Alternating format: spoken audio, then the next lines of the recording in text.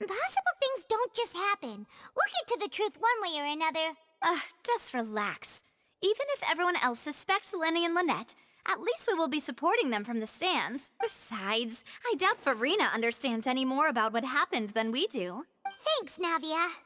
Well, we'll be going then. Best of luck to you.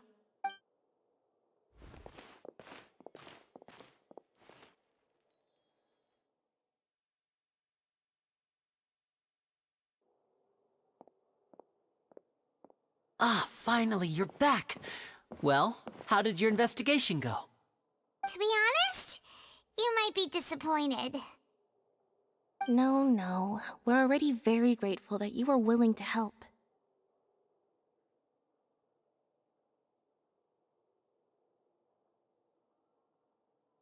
Well now, don't you all look disappointed. Don't tell me that your investigation came up empty-handed. That was to be expected, of course. The guilty can never produce proof of their innocence. But don't let that stop you. I shall be terribly disappointed should you, my most anticipated foe, concede so easily.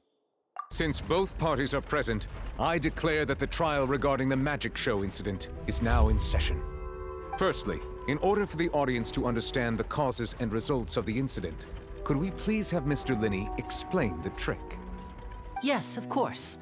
I will explain while Lynette demonstrates on stage. All the necessary items have been prepared.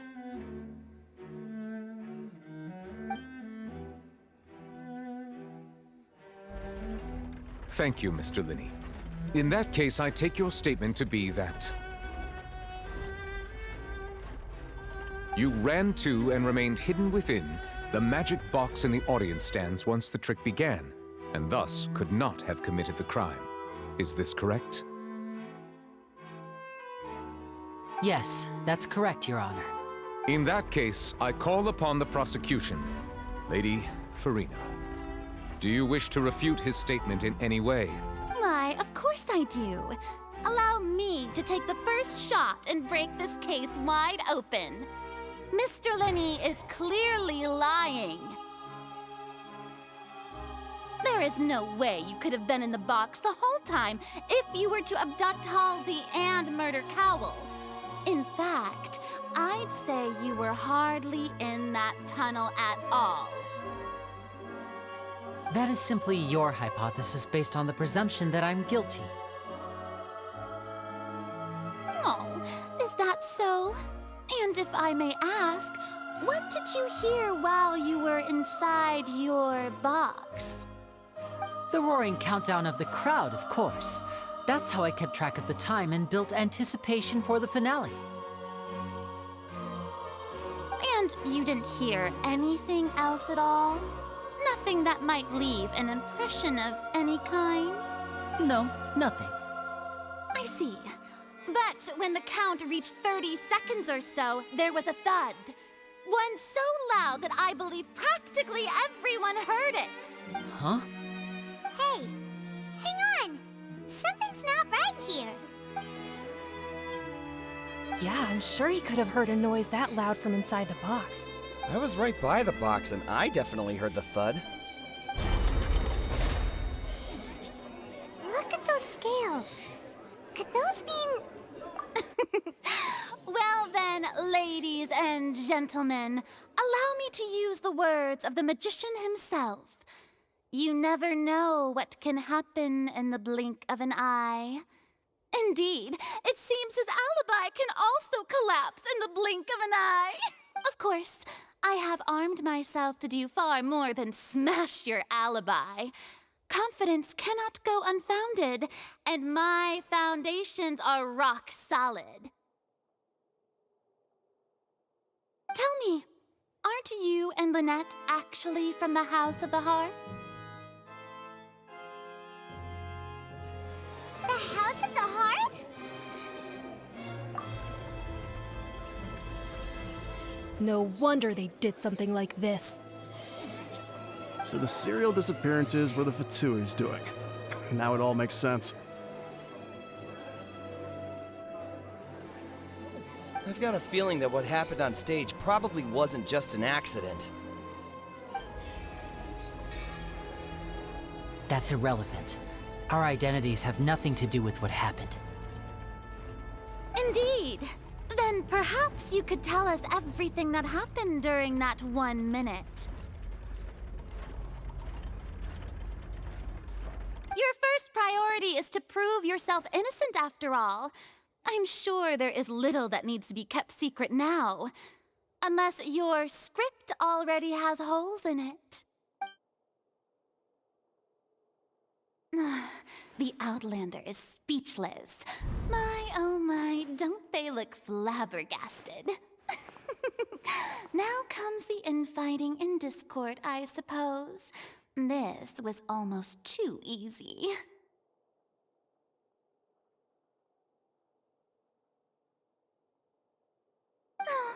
Good thing I made all those preparations.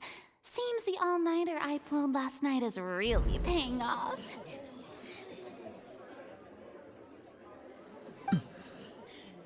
Hey, Linny! Why didn't you tell us this before? Order! Order! Mr. Linney, allow me to re-establish the facts. Lady Farina has raised 2 points. First, when the thud was heard in the Opera House, you were neither in the box nor the tunnel. Second, you and Ms. Lynette are both members of the House of the Hearth. Are these claims true?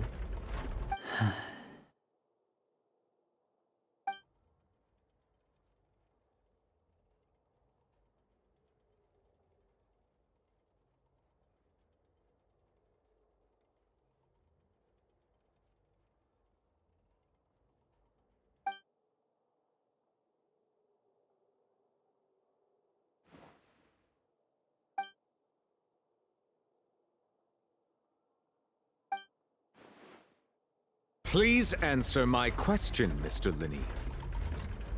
I'm sorry. Yes, they're true, Your Honor. I knew it! Well, that's it. We might as well move on to the sentencing already. What should we do now? Granted. In that case, what is your request? Is that really necessary?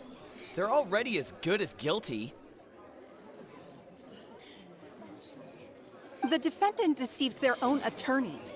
What is there left to discuss? Order! Order, I say! Your request is reasonable, and we shall adjourn. This trial will reconvene in 1 hour. So you would stick to Mr. Linney's defense even after knowing what you do now? You certainly have more professionalism than I thought.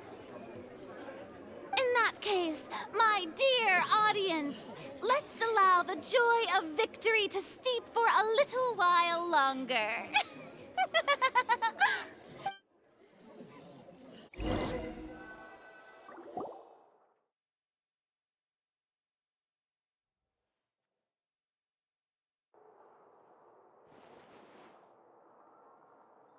Well, this is awkward. I didn't think the Hydro Archon would dig all that up. I'm sorry, Traveler and Paimon. Yeah, sorry. Paimon doesn't know where to start. We trusted you two. We based our entire reasoning on the assumption that you weren't bad guys. Not to set the wrong tone or anything, but Paimon's really mad! I'm very sorry. I know you're angry, and reasonably so, but please, let me explain. I know you've clashed with the Fatui several times before. I wouldn't be surprised if just hearing the word is enough to make you upset. But our organization is very, very large, and the Harbingers have very different personalities and goals. Right now, we want to save people. As many as we can. That's right. I'm sure we're on the same page when it comes to this nation and the disaster that its people might face. I knew if it weren't for our respective identities, we could become good friends. That's why I didn't wish to flat out lie to you, but chose to hide some details instead. The truth is very important, but being completely transparent about everything would see us spending more effort than we need to.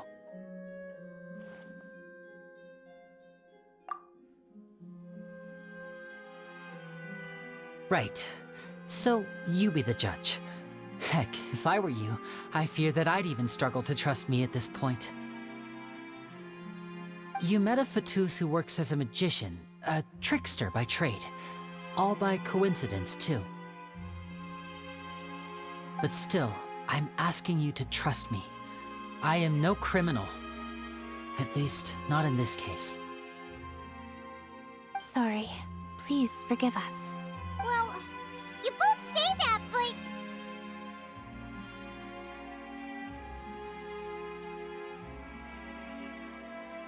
Right. Let's hear your answer first, and no lies now! Of course. I'll answer any question you ask. We've been trying to find out how the Oratrice operates. We want to know why it has a consciousness. Why can it deliver sentences accurately? During our investigations, we learned that the machine's core is beneath it. From that moment on, Lynette and I have been designing this box swap trick, with the objective of getting close to the core. Is that why you needed a whole minute? That's right.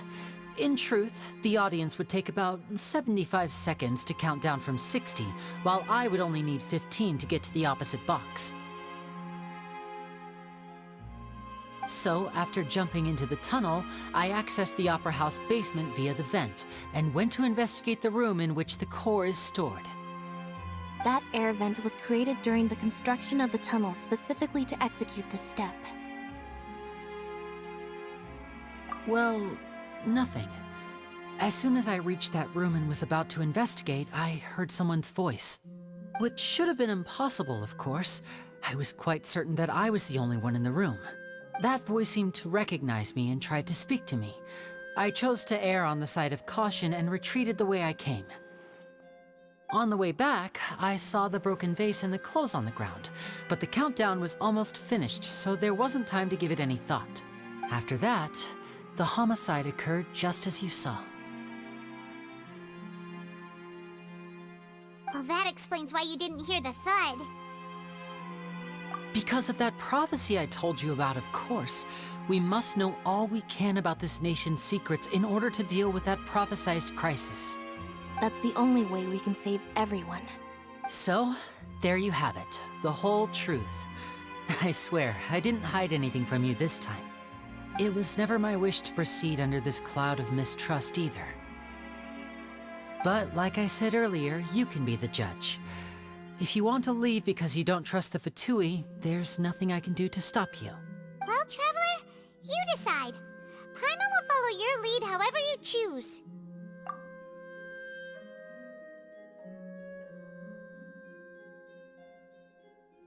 Okay, thank you. Thanks for giving us a chance. The current problem is that the scales are tipped pretty badly against you two. If we want to refute the Hydro Archon's accusations, we're gonna need a seriously watertight defense. Huh? Oh, Paimon thinks she gets what you mean.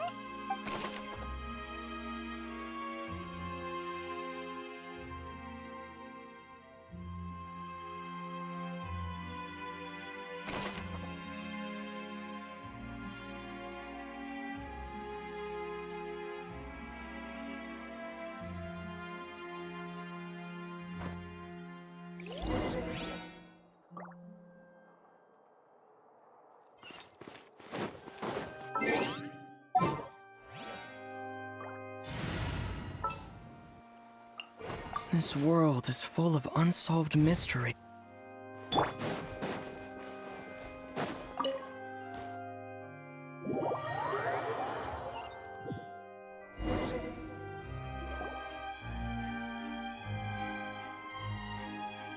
Both parties have returned to their positions. Let us continue the trial.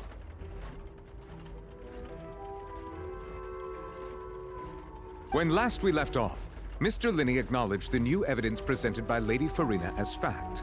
Therefore, Lady Farina may continue stating her reconstruction of the events. That took long enough. Now then, if everyone would lend me their attention at this stage, let's revisit that scene from Linney's perspective.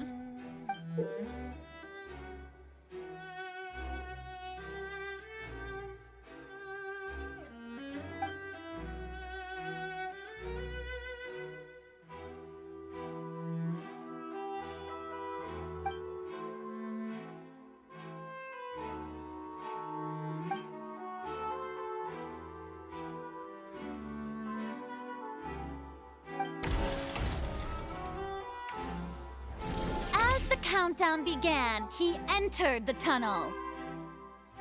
When the flatbed trolley passed, he opened the box and got into an altercation with Halsey, which caused the loud thud.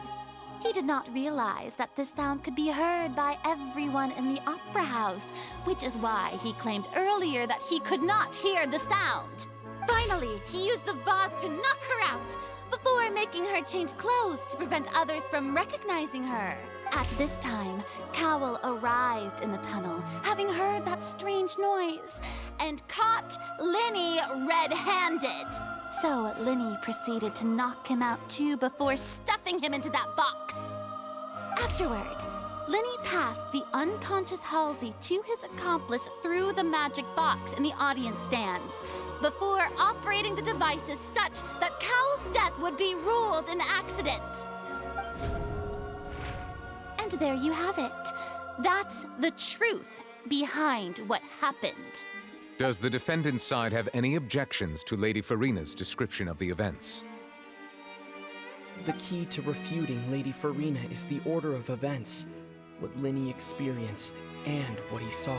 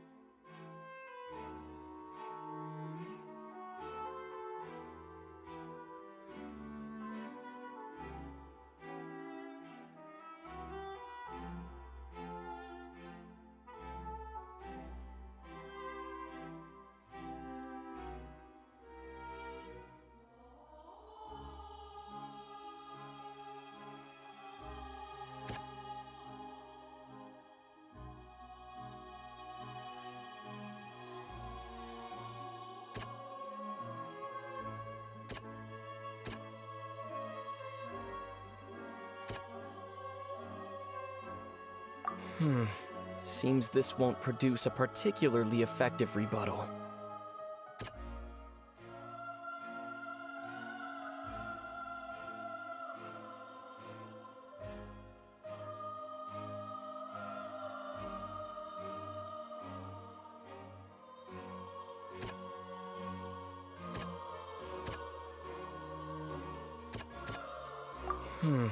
Seem...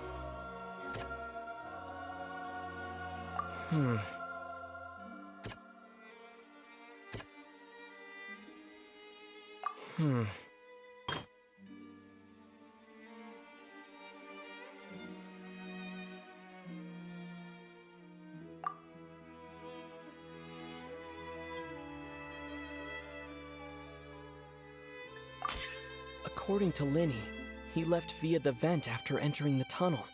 He couldn't have had that altercation with Halsey.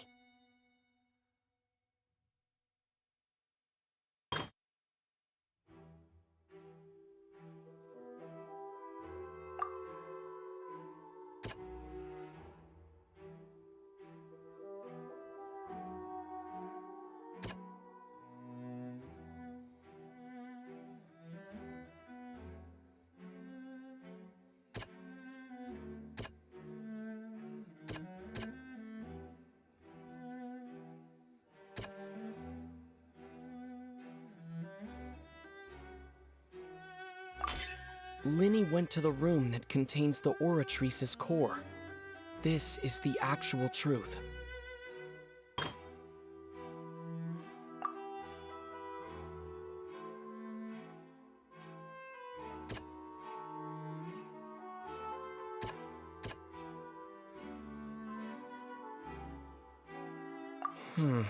Seems... Lenny did not take part in the underground altercation. He only witnessed traces of the aftermath. Attention! Ace Detective Paimon has something to say! When the countdown started, Lenny did indeed go into the tunnel. But he immediately used a vent to access the Opera House basement, which is where the underground core of the Oratrice is stored. Once he reached that area, he heard a voice in what should have been an empty room. Since he felt something was amiss, he returned immediately. The crime scene had already developed by the time he reached the tunnel again, and in order to complete the magic trick, he did not remain there for any length of time. Finally, he reached the surface, and that was when the accident happened from his point of view. Therefore, he's innocent!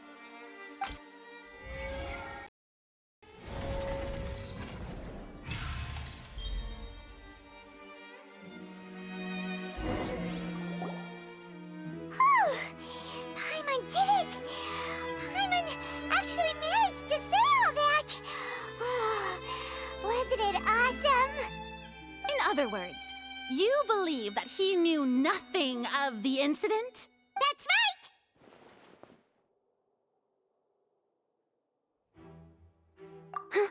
right! My reasoning?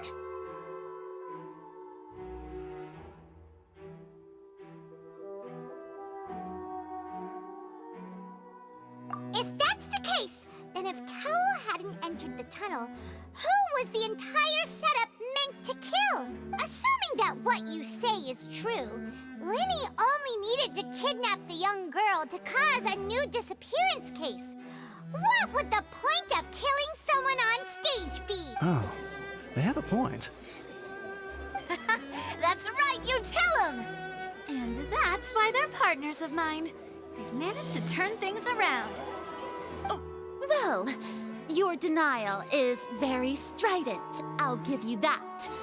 But what proof do you have to back your claims? Of course I do. If he had been in the magic box the whole time, how could he have not heard that sound? Why do you ask? You're saying that he wasn't?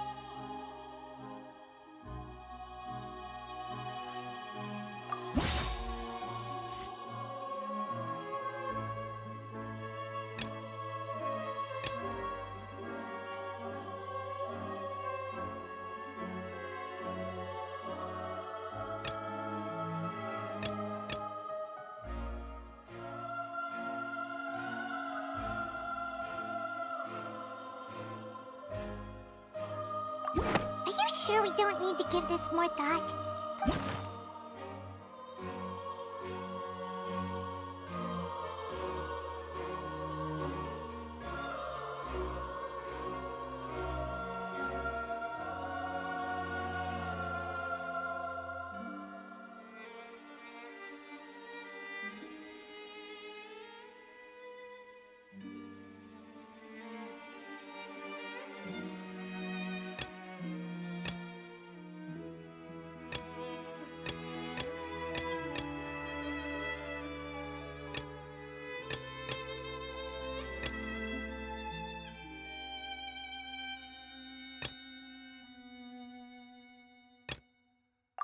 Are you sure we don't need to give this more thought? Paimon thinks there's something off here.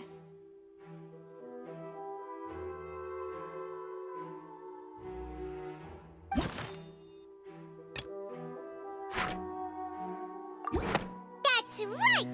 Lenny wasn't in the box or in the tunnel. That's why he didn't hear anything strange during the performance.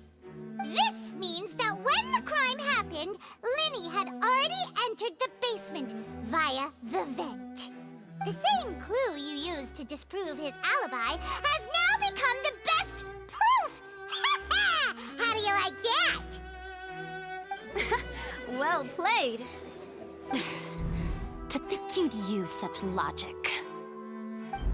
Well then, If it wasn't Linny who committed the crimes, then who was it?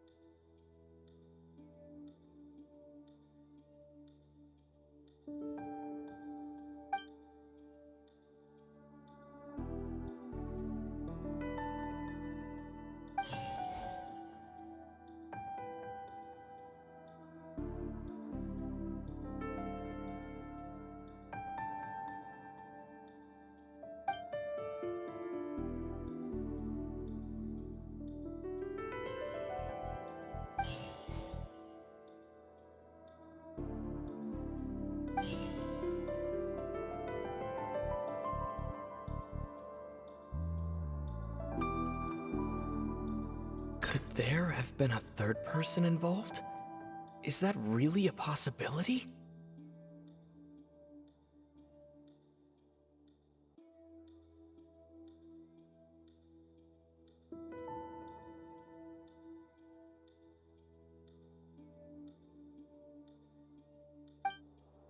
Halsey is the missing person and an ordinary audience member. Or did she have her own scheme all along? The deceased's name is Cowell, Linny's assistant. He would have been able to tamper with the equipment.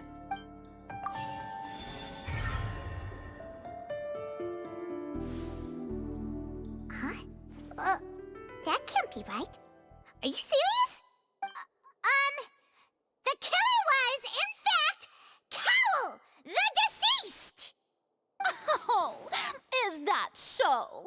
How interesting! Let's hear your reasoning then. What I must do next is recreate the truth. What Cowell did, and how he went from would-be perpetrator to victim.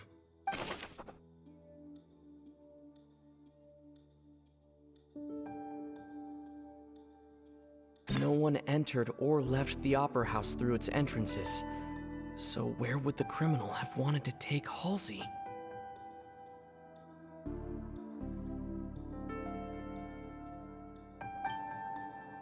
The deceased's name is Cowell, Linny's assistant. He would have been able to tamper with the equipment. Halsey's clothing was in the tunnel, so there must have been some fear that she would attract attention. The sound we heard may have come from a clash between the missing Halsey and the criminal. Linny was not in the tunnel at that moment, which gave our criminal ample time. It would have been tough for both people to fit into that vent. They would likely have bumped into Linny as well. The deceased's name is Cowell.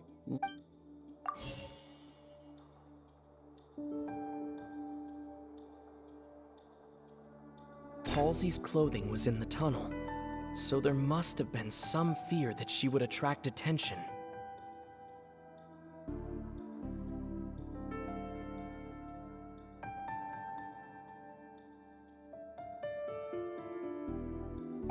Linny was not in the tunnel at that moment, which gave the sound we heard may have come from a clash between them. Halsey's clothing was in the tunnel. It would have been tough for both people to fit into that vent. No one entered or left the Opera House through its entrances. So where would it would have been tough for both people to fit into that vent. The sound we heard may have come from a clash between them. Halsey's clothing was in the tunnel, so there must have been some fear that she would attract attention. The sound we heard may have come from a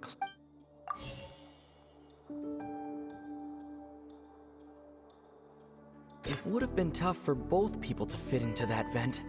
They would. The deceased's name is Cowell.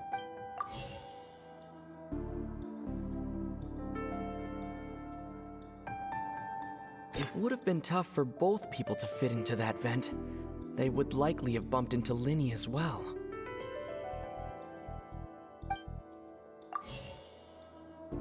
The sound we heard may have come from a clash between the missing Halsey and the criminal. No one entered or left the opera house through its entrances. So where would the criminal have wanted to take Halsey? It would have been tough for both people to fit into that vent. They would likely have bumped into Linny as well. The sound we heard may have come from a cloud. No one entered or left the opera house.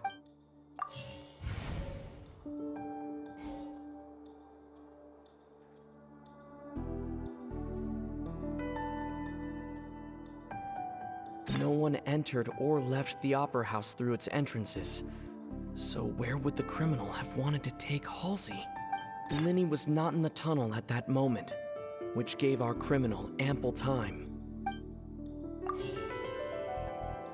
It would have been tough for both people to fit into that vent. They would likely have bumped into Linny as well. Halsey's clothing was in the tunnel, so there must have been some fear that she would attract attention. It would have been tough for both people to fit into that vent. They would likely have bumped into Linny as well.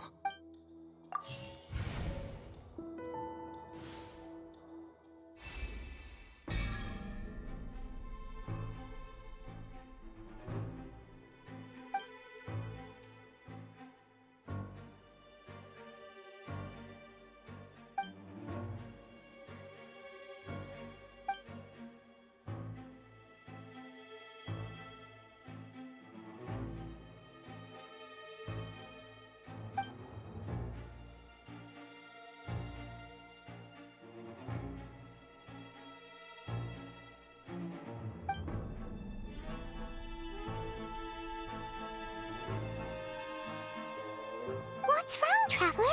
Are you still having trouble figuring things out?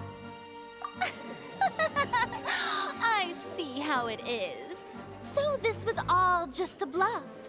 And here I thought you had something to show for it. But it seems you're still far from the truth. Look, since we're at a dead end, why not consider a different track? Just like the trick as it transpired, the end result must have been utterly different from the magician's initial design. If only we knew how Halsey disappeared. Well, that would be nice, but the tunnel only has 3 exits, and none of them seem very likely. And it's not like this is a magic trick where you can just make a real-life person disappear. You know, like you did from that water tank, Lynette. Excuse my interruption, dear opponents, but do you not see that the crowd is growing impatient? There is no greater sin in this opera house than an awkward delay in the performance.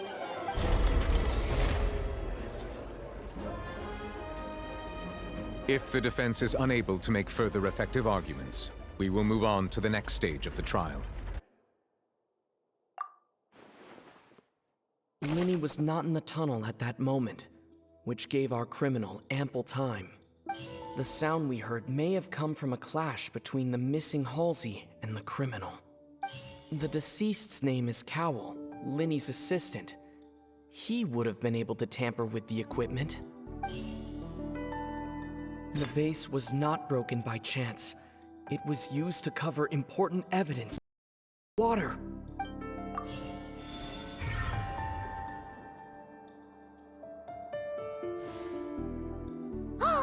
Paimon gets it!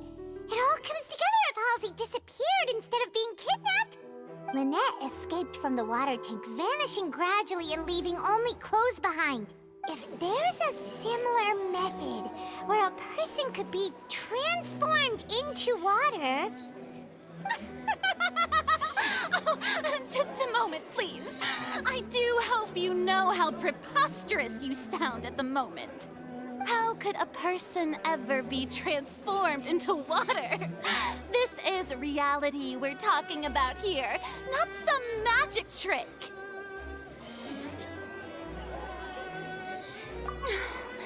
Must we really? I should think that of anyone. Your friend Linny already knows this truth very well.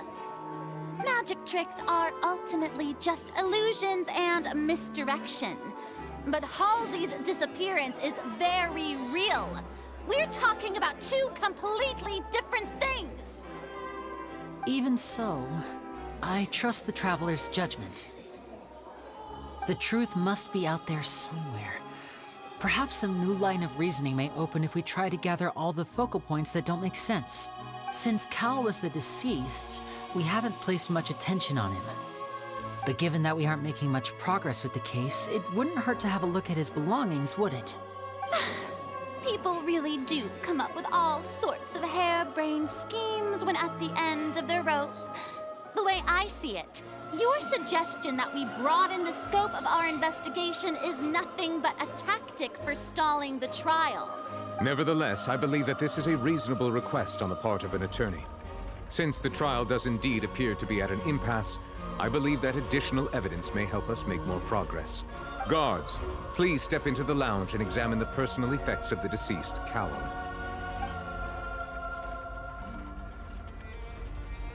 We are still examining the items, but we have already made critical progress that we feel must be shared with everyone post-haste. We discovered several test tubes of fluid within Cowell's baggage, each labeled separately. The notebook in his backpack claims that these fluids are water from the primordial sea. The primordial sea. The note's contents also indicate that Cowell belonged to an organization that sells illegal drugs and that he had an accomplice. The notebook has many entries concerning safe usage of these fluids, in which the keyword dissolve appears many times. One of these tubes was labeled Opera Epiclese, along with yesterday's date. It is empty. The notes also state that these dissolution properties work exclusively on people from Fontaine. It's likely that Halsey was chosen as some sort of test subject. As such, we believe that the defense's hypothesis is, in fact, supported by sufficient evidence. You've got to be kidding! People dissolving into water? Could something so ridiculous actually be true? Wait a moment. This reminds me of a certain prophecy, but it's just a coincidence, isn't it? If people can become water, does that mean that the water tank's real use was as a means to hide water stains? And if Cowell was targeting that girl... Wait just a minute. Could that mean... You two, with me, quick! Demoiselle, wait! What about your partners? Let's go. Just trust me. Order! Order! It is undeniable that further examination of the deceased's personal effects has yielded some surprising results, but we cannot yet verify the veracity of these clues. Still, let us assume that these clues are indeed, albeit with the understanding that Ms. Halsey has yet to be found. Guards, please continue examining the items along these lines. Mr. Linney, it appears your hypothesis is supported by the evidence, so please continue speaking.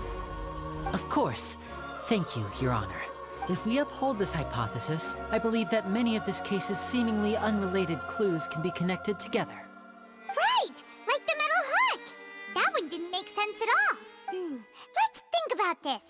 Cowell's methods must have something to do with that water from the primordial sea.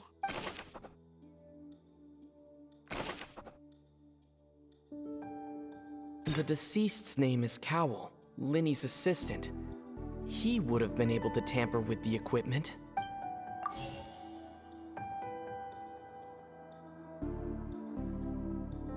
Lynette was in the magic box on stage the entire time. I remember there was something else. The water from the primordial sea should...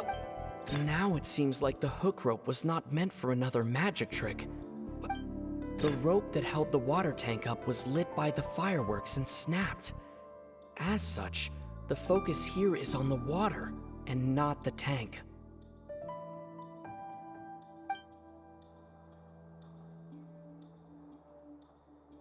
Now it seems like the hook rope was not meant for another magic trick. The water from the primordial sea should already have been prepped before Halsey entered the magic...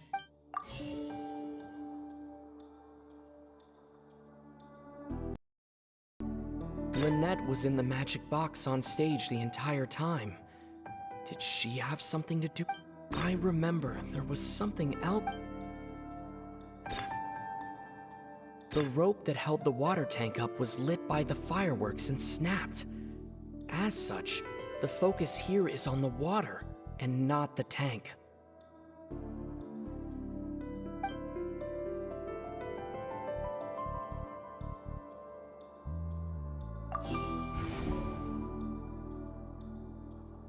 I remember there was something else within the inner layer of that box. Lynette was in the magic box on stage the entire time. Did she have something to do with this?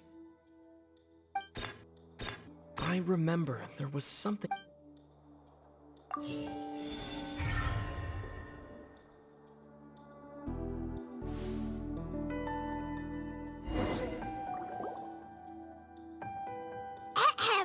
It's Ace Detective Paimon's time to shine again! In the original plan, Cowl would tamper with the water tank rope and the number selector securing his target. When the magic box containing Halsey was lowered, the metal hook would retract gradually and pierce the balloon at the top of the box. When the balloon attached to the box popped, the water from the primordial seed inside it would pour down and dissolve Halsey. Afterward, Cowl would enter the tunnel and break the flower vase to conceal the water inside the tunnel, with the remaining evidence being covered up by the water tank on stage. But he encountered something unexpected in the tunnel and wound up being fatally hit by the same water tank he meant to use to cover his tracks. Huh. That does make sense. That actually links together a lot of the more confusing pieces of evidence.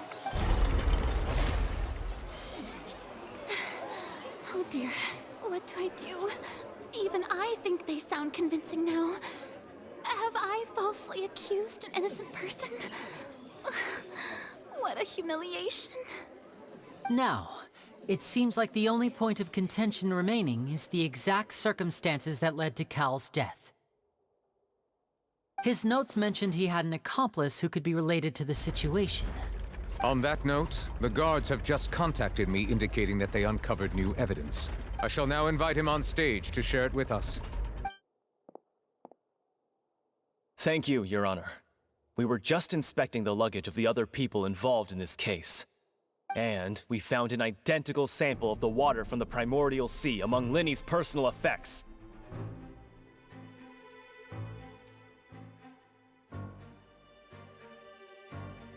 What?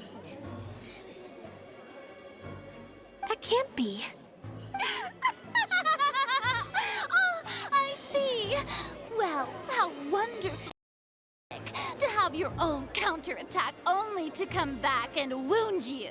Does this not clear all doubt? My dear citizens, my loyal audience, allow me to present my reasoning and bring this performance to a swift close.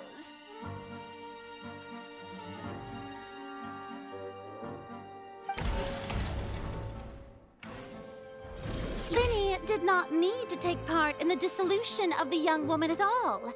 Indeed, he did leave the scene via the vent. Having made modifications to the props beforehand, his accomplice Cowl then caused Halsey to vanish using the water from the primordial sea. But upon his return, in cruel avarice, Linny desired sole credit and prepared to do away with his partner in crime. Instantly, he knocked Cowl out, and the tool meant to cover the crime up also became a murder weapon. Now, as much as I regret having come to such a viciously straightforward conclusion, it does seem that the famed Fatui is quite the cold-blooded and ruthless organization. Am I right, Mr. Linny? We've used up all the evidence we collected. Way for us to make a rebuttal here. Is this the end of the road?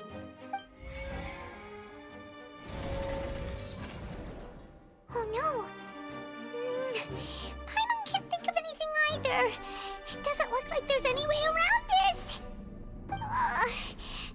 using the water as new evidence was too good a move. Why did this have to happen now? I think we've all seen enough now, and we have ample witnesses to my flawless reasoning. I believe this is indeed the... Now then, my good, noble Chief Justice, should we not, in your view, move... Excuse me, everyone, but I must interject! Miss, I must ask you not to shout, and to respect the ongoing legal proceedings. Oh, come on, don't be hasty. I have a good reason for interrupting, you know. Now, would anyone here like to take a little break from all this debate and see a little magic? I'll show you an amazing trick, one that can bring a young woman who has disappeared back in the flesh, right before your very eyes. Please, do the honors, Mr. Linney, if you would be so kind. What in the world is she saying? No offense, miss, but miracles like that are beyond my scope as a magician. Come on now, don't be silly. Magic is all about misdirection, isn't it? It often conceals the truth while presenting a fascinating illusion. But once everyone believes the illusion, can't magic reveal the truth to them once again? And wouldn't such a trick be the most marvelous finale to today's performance? Come on, Lenny and Lynette, give it another go. Don't worry, Spina di Rasula has made the necessary arrangements on your behalf. But as the magic makers and stars of the show, I think I should leave the final performance to you. I understand.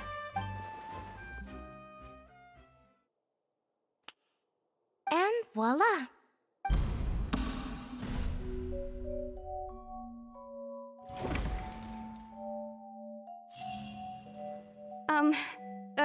Sorry for the interruption. Wait, isn't that Halsey? So the whole thing about people dissolving wasn't true after all? To be clear, I'm only here because this person told me that if I testified, the merit of doing so would lessen my sentence. I was hiding outside this room listening to the proceedings because I was afraid that I would be the one put on trial. I was just feeling happy that no one had noticed me, and then before I knew it, she caught me. That'll teach you to underestimate us three. Where should I begin? I'm sorry. I'm the one who killed Cowl. I admit it. What? Why? Firstly, my name isn't Halsey. It's Lillian, and I'm originally from Mondstadt.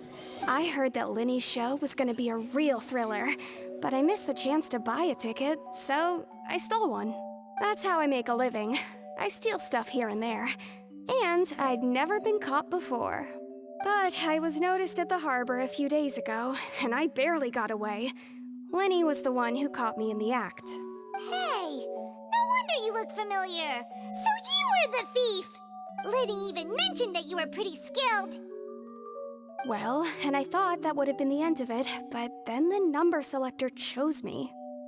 He even mentioned the Fortress of Meripede. That's a prison, isn't it? So you can imagine how shocked I was. I thought he was on to me for sure. So I played along with the show while looking for an opening to flee. But then I got water poured on me for no reason, and then someone jumped into the tunnel to nab me. I wasn't going to take that lying down, so I knocked him out and stuffed him into the box. There was nowhere to run from there, though, so I had to change my clothes and hide in a box containing performance costumes. I slipped out after the first guard arrived at the scene and continued hiding inside the opera house. Can a person even hide in there? But I swear I didn't know that the water tank would fall down. Really, I swear it. Had I known that, I wouldn't have put him in the magic box. I may be a thief, but I'm no killer. Well, that makes everything pretty clear now, doesn't it? This time, we need to tell the entire story from Lily-Ann's perspective.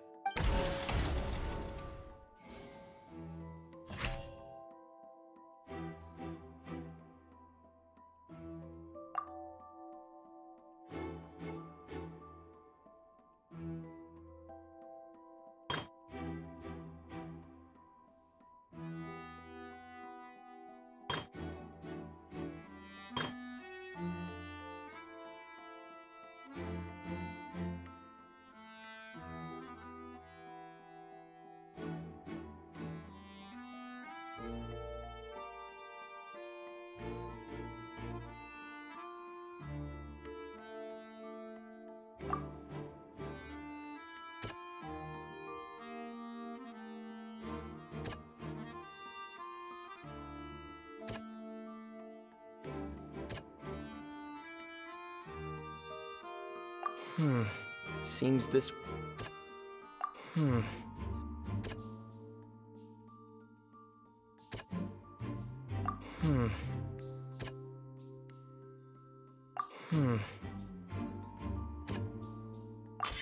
The strange sound wasn't from a fight.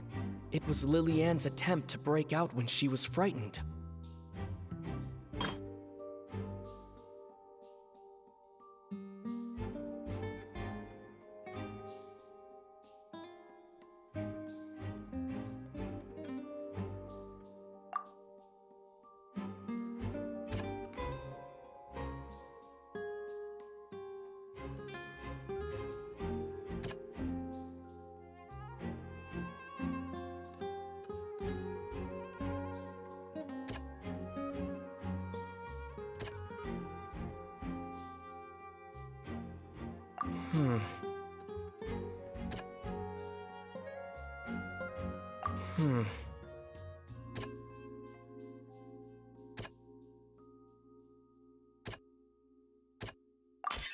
The flower vase was not broken to cover anything up, but was smashed during the struggle between Lily-Ann and Cowell.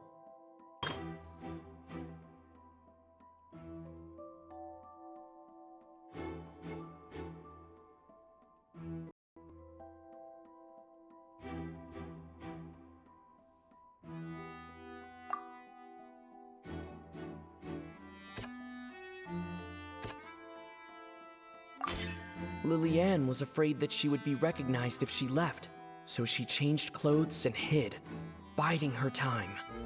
Just what one might expect of an experienced thief. And it's Ace Detective Paimon time! Having been selected out of the blue, Lily-Ann panicked. Her panic only intensified after she entered the tunnel and had water poured on her head. So she kicked the door open, producing the thud we all heard. Hearing the commotion, Cowell leapt into the tunnel, only to discover that Lily-Ann had not dissolved. He did not know that Lily-Ann was not from Fontaine, but was a thief who made her way in by stealing a ticket. Mistakenly believing that the water from the primordial sea needed time to take effect, he tried to force Lily-Ann back into the box.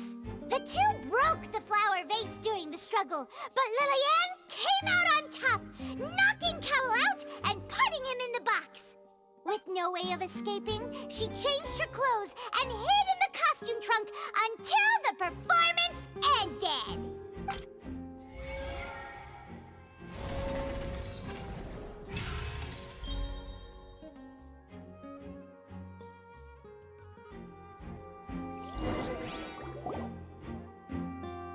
She knew that she would have to go through guard inspection if she tried to leave afterward. So, she has been trapped in the Opera House these last 2 days.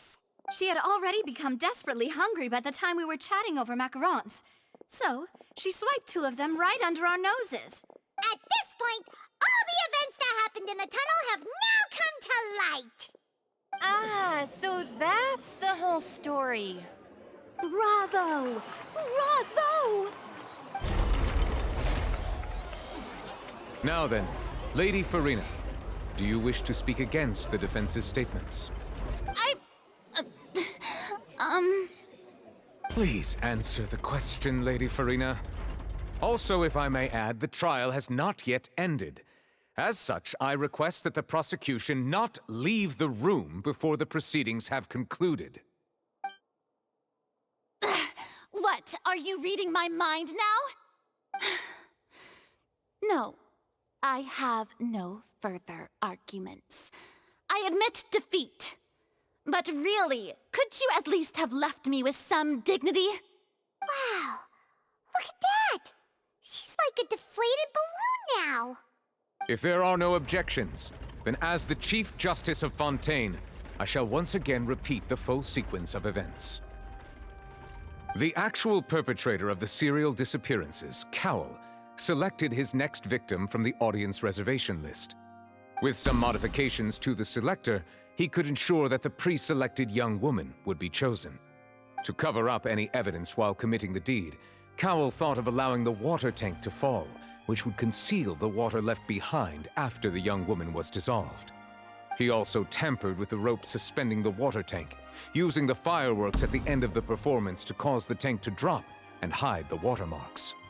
He poured the water from the primordial sea into a balloon during the preparation of the magic box and stuck it to the box's lid.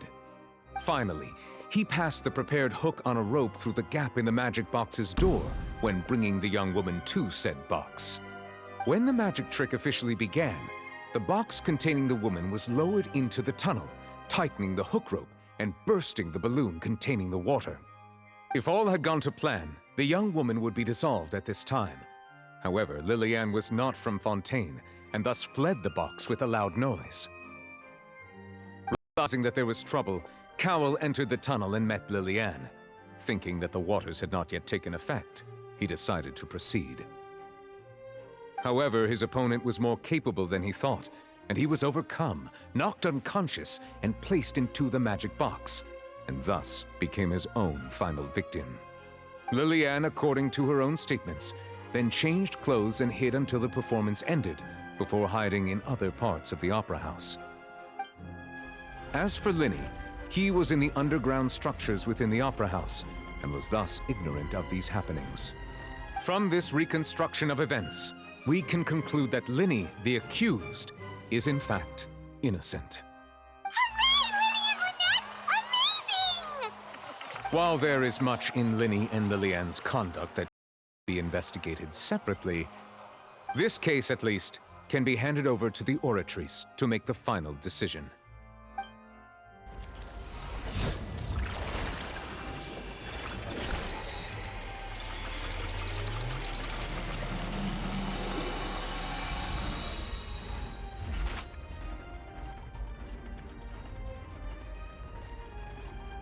As such, Linny and Lynette are officially declared not guilty.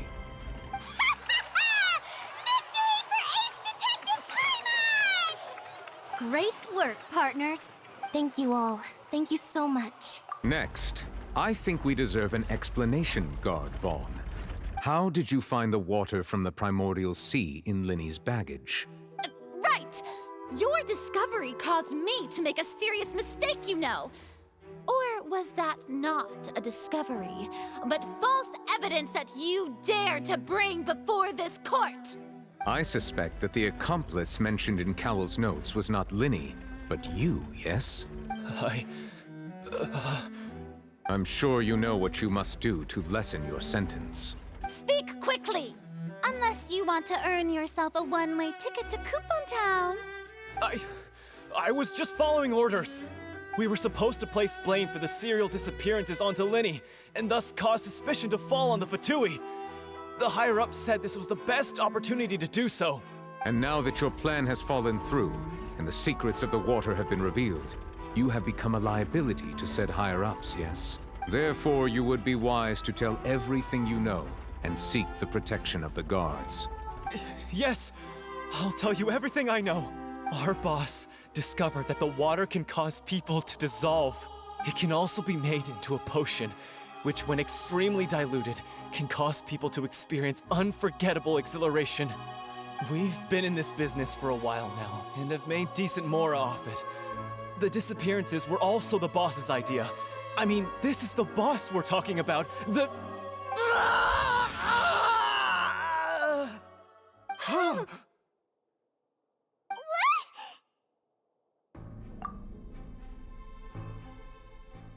And now he can no longer talk. Such ruthlessness. I shouldn't have expected any less of them. An outrageous act. All present, please submit to inspection immediately.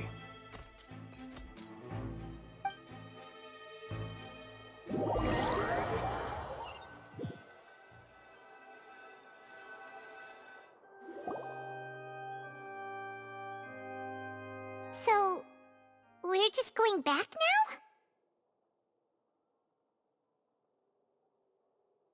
That's true, but... Traveler, Paimon! Please wait. Linny... I know you may not want to speak to me right now. Maybe you don't even want to look at me. But still, let me thank you again for defending me to the end, even after you learned that I'm a member of the Fatui. I guess. But regardless, I'd like the opportunity to set things straight. I didn't approach you with any ulterior motives or ill intent. I've spoken to you as myself, just plain Linny this entire time. As for why I'm a Fatus, it's because the goals of the House of the Hearth align with those of an orphan like me. That's all. That was how Father, who you might know as the Knave, approached recruiting us back then too. The Knave? The one who controls the House of the Hearth? She's your father? That's right. And since we're here, I was wondering, would you mind hearing a story? It's about my past. Back when our parents first died, Lynette and I were left wandering the streets. To survive, I took to surreptitiously observing an older street performer who did magic. It took me several days to figure out how he pulled off his amazing tricks. I took my sister through several streets until we found a crowded corner, and we began to perform magic tricks there. To my surprise, we proved to be pretty popular, and we could at least stop worrying about where our next meal would come from for a time. But I didn't want my sister to remain a street rat together with me forever. Before long, an aristocrat came to me and claimed that he wished to take us in after watching my performances. So you went from orphans to nobility just like that? That was how we felt at first too. As if fate was on our side and we could say goodbye to those painful days. But I gradually discovered that while we were called foster children, he was really after my talent for magic tricks. He would constantly take me to all sorts of banquets to garner attention, which he would then use to expand his social circles. That doesn't seem too bad either. Better than roaming the streets at any rate. It took a while for me to realize just how dark his heart really was. After one particular performance at a banquet, I discovered that Lynette was not on the same return vehicle as me. I waited a long time after we returned home, but she did not come back. I went to that noble's bedroom and asked him about her whereabouts. The answer he gave me was, she caught the eye of the most eminent person at the banquet, so I sent her over as a gift. I mean, you'll be able to perform your magic regardless of who your assistant is, yes? Oh no. So he was gonna... But wouldn't Fontaine's laws deal with such people? As far as outsiders are concerned, this is a relationship akin to adoption or foster care, and they have their ways of escaping the eye of the law. I managed to ferret out the location of the mansion of that so-called eminent person and hurried through the night. But by the time I leaped over the walls, avoided the guards, and made my way in, all I saw was the moonlit ground covered in blood, and the knave standing there in the darkness. So, she'd already taken care of that guy. That's right.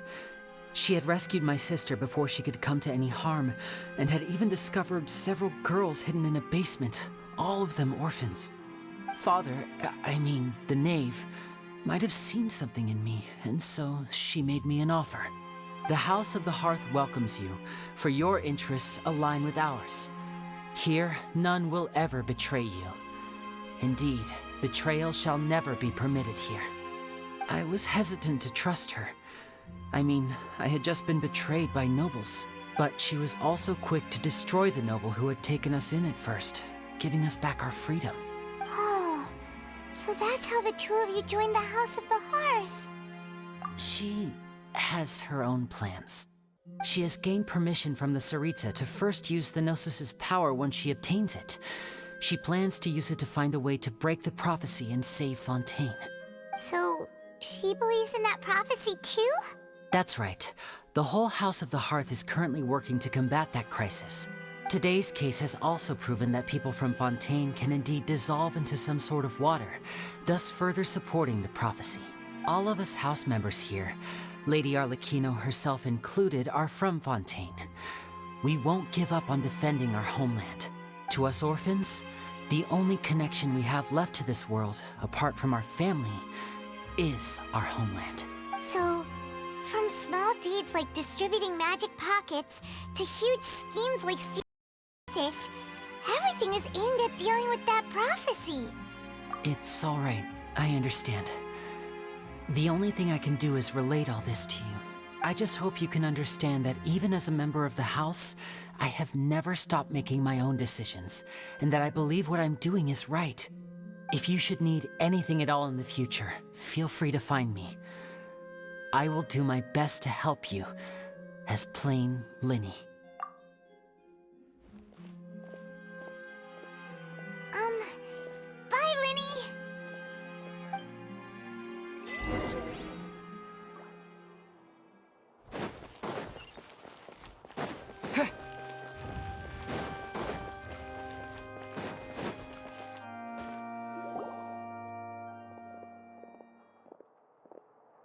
Hey there. What was with the disappearing act you pulled right as the trial ended? Were you looking for us, Navia? Well, this whole thing isn't exactly over, is it? I do feel that we're getting closer to solving the serial disappearances case, though. Don't you think so, too? Huh? What's wrong, my dear partner?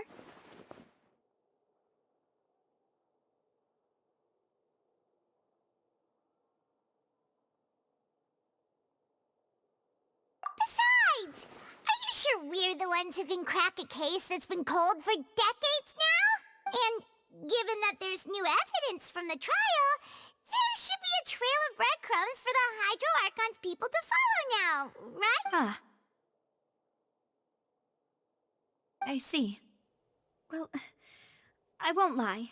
I'm a little shocked to hear that from you. But I suppose you are just travelers who have only arrived in Fontaine after all. Sorry. I might have been too presumptuous. Don't say that, Navia. Aw, and we were having so much fun investigating with you, too. It was like having new water flowing into a stagnant mire, causing new hope to spring forth, and the reflection in the murk to become clearer. Sorry about that. I'm a bit prone to nostalgia. Don't mind me. Wait, shall we have a farewell meal? You know, to commemorate our time as partners? Huh? Do we really need to get that formal? Well, guess you really did treat us as partners, huh? Well, I'd just like to have a proper ending to every important memory. That way there are no regrets later. Anyway, it would just be a meal, so it shouldn't take up too much of your time. You don't have to twist Paimon's arm. If Boss Navia's treating, count Paimon in! Oh, wonderful. In that case, why don't we return to the Court of Fontaine and head to the Hotel de Boer? I believe we'll make it just in time for dinner. All right, then. Let's have our farewell